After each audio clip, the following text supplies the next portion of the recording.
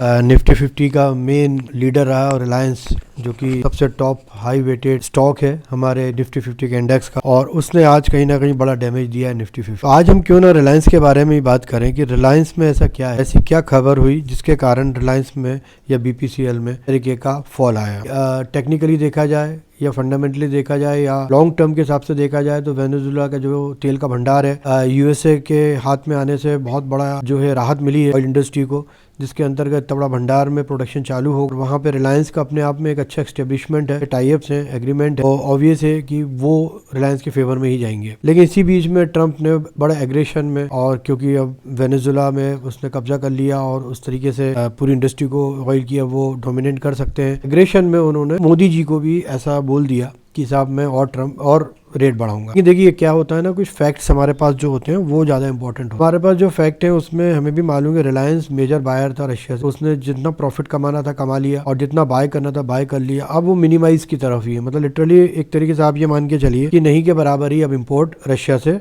करना शुरू कर दिया, 13% कट ऑफ कर दिया उसने।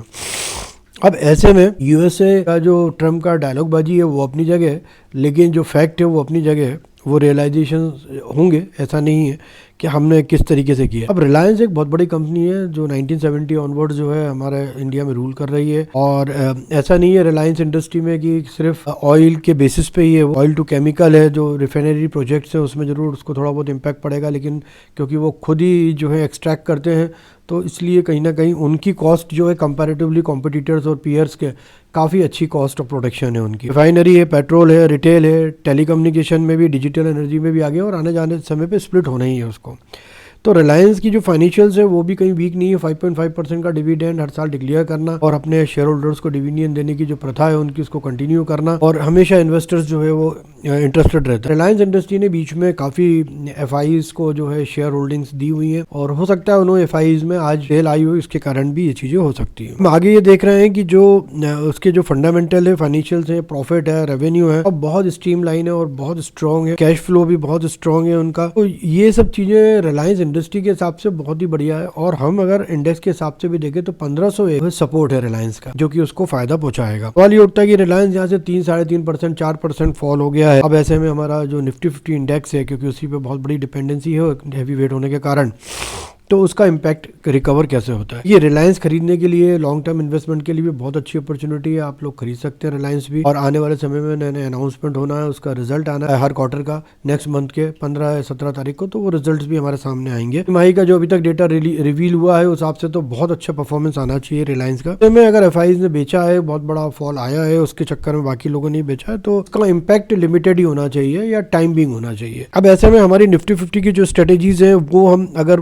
देखें तो ऐसे में हम ना करते करते भी धीरे धीरे मान के चलिए 26,150 के करीबन हम आ गए हैं। हम 26,200 का जो हमने स्प्रेड लिया था, स्ट्रेडल लिया था, वो स्ट्रेडल अभी भी इक्वली है, और प्रॉफिट अगर जिसने कमाया होगा, जब ऊपर गया था तो उसने वहां से जो है एग्जिट कर लिया होगा, और अभी भी एग्जिट करने के चांसेस है, नो प्रॉफिट नो लॉस में। अब ऐसे में स्ट्रेटेजी हमारी ये रही, क्योंकि हम रिलायंस पे ही बहुत डिपेंडेंट है, और रिलायंस में मुझे लग नहीं रहा कि 1500 के नीचे रिलायंस जाना चाहिए। हम 2 मिनट हम रिलायंस को भी लाइव ही देख लेते हैं, और हम ये देखते हैं कि हम इसमें किस तरीके की अपॉर्चुनिटीज ढूंढ सकते हैं। नॉट फॉर टुडे, हम जो भी अब बात करेंगे वो नेक्स्ट सीरीज की बात करेंगे, और रिलायंस को मद्देनजर रखते हुए बात करेंगे कि हम रिलायंस में देख रहे हैं। रिलायंस 1500 पे बहुत सॉलिड सपोर्ट है रिलायंस का। रिलायंस 1500 तोड़ता है तो कुछ गड़बड़ बढ़ाई है, और अगर रिलायंस 1500 पे ही या 1500 के आसपास टिक जाता है तो हम ये मान के चलेंगे कि वो बेस्ट है। रिलायंस का भी हम जो है स्टॉक ऑप्शन देख सकते हैं, उसमें भी अपॉर्चुनिटी अच्छी है रिलायंस में 1500 पे। अगर हम रिलायंस पे 1500 का ही स्ट्रेडल बनाते हैं तो वो भी एक अच्छी अपॉर्चुनिटी है। हमारे 31,000 रुपए का इन्वेस्टमेंट है लेकिन उसमें, और अगर हम मान के चलिए रिलायंस के बेसिस पे, क्योंकि हम इंडेक्स देख रहे हैं अभी, तो हम अगर इंडेक्स को देखते हैं तो इंडेक्स में हमारे पास कहाँ अपॉर्चुनिटी बन रही है वो भी मैं आपको बता देता हूँ। इंडेक्स में हम नेक्स्ट सीरीज की बात करेंगे, ये बहुत क्लियर है, आपको ये ध्यान रखना है, हम नेक्स्ट सीरीज की बात करेंगे। और मेरी जो पॉलिसी है और जो मेरा प्रिंसिपल है वो जरूर याद रखिए। जिसने वो याद रखा होगा, सुबह के भी मेरे स्ट्रेडल में कमाया होगा, बाद में स्ट्रेडल बनाया होगा तो भी कमाया होगा। कि भाई हमारा है cost protection first and cost recovery first. मतलब जैसे ही हमें प्रॉफिट दिखेगा या हमें एक तरफ मूवमेंट दिखेगा, हम बाहर आ जाएंगे अपनी कॉस्ट को रिकवर करने के साथ। हो सकता है हम प्रॉफिट लेके आए, हो सकता है हम नो प्रॉफिट में आए, और हो सकता है थोड़ा सा लॉस ले, लेकिन दो प्रिंसिपल को आपको यहाँ फिट कर देना। अब हम अपॉर्चुनिटी ढूंढते हैं 150 पे बड़ा वो आ गया है, 200 पे काफ़ी कॉल बढ़ गया है।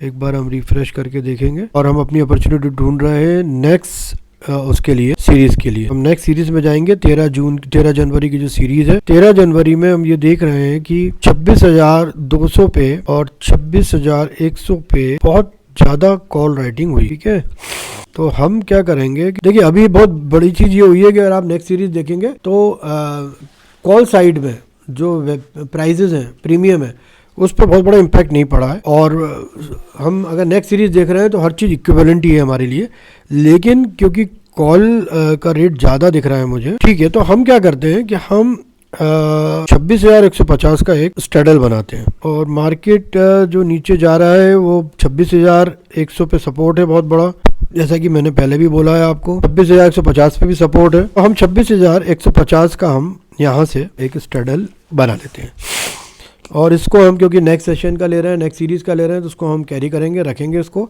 और मेरे जो है, मैंने अपनी वेबसाइट पे एक पेज पे निफ्टी 50 गाइड मैंने पूरा सेपरेट बनाया आप लोगों के लिए, ताकि आप लोग हमारी कमेंट्री को समझने में थोड़ी आसानी करेंगे। हम क्या देखते हैं, क्या देख के क्या सोचते हैं और कैसे हम दो चीज़ों को इंटरकनेक्टेड करते हैं, जैसे वॉल्यूम और ओआई को हम क्यों इंटरकनेक्टेड करते हैं, ऐसे कई चीज़ें आपको समझने में सहूलियत होगी। थैंक यू सो मच, नमस्कार।